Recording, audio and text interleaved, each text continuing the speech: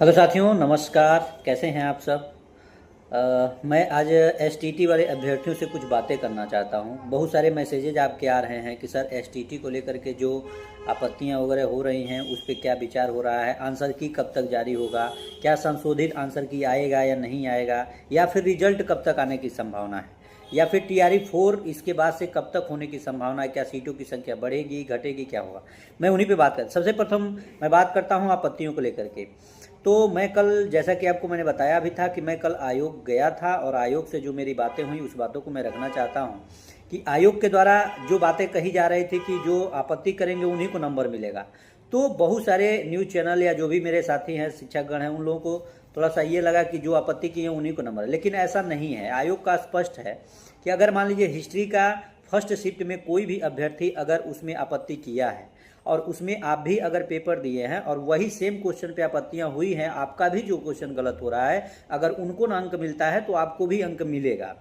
तो ये सारी चीज़ों से आप लोग अब निश्चिंत रहिए। यानी आपत्ति आप नहीं भी किए हैं, आपके शिफ्ट में कोई भी विद्यार्थी अगर आपत्ति किया है, आपका क्वेश्चन सही हो रहा है तो उसका आंसर आपको भी सही का आंसर मिलेगा। दूसरी बात, आंसर की को लेकर के बातें चल रही हैं। तो आंसर की, संशोधित आंसर की आयोग का जैसा कि कहना है कि हम संशोधित आंसर की जारी करेंगे जो 5 से 6 तारीख के बीच में आपका आंसर की आ जाएगा। उसके बाद 14 से 15 तारीख तक आपका रिजल्ट होगा। लेकिन बात जो हो रही है टीआरई 4.0 को लेकर के, बीपीएससी टीआरई 4.0 को लेकर के जो बातें चल रही हैं उसमें जो बहुत सारे अभी पेच हैं।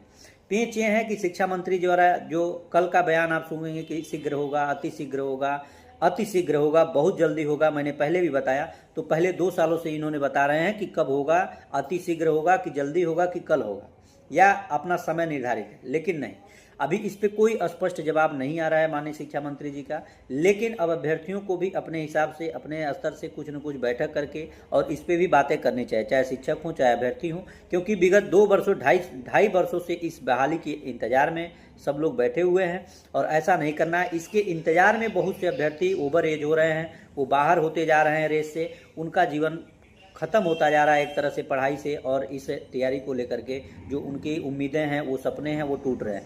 तो इस पे आइए मिलजुल के हम लोग बातें करते हैं और इसका कुछ निष्कर्ष निकालना है। शांतिपूर्ण ढंग तरीके से ही हो सके एक आंदोलन का आयोजन करें और उसके माध्यम से सरकार तक अपनी बातों को पहुंचाने का कृपा करें। बहुत बहुत धन्यवाद। नमस्कार।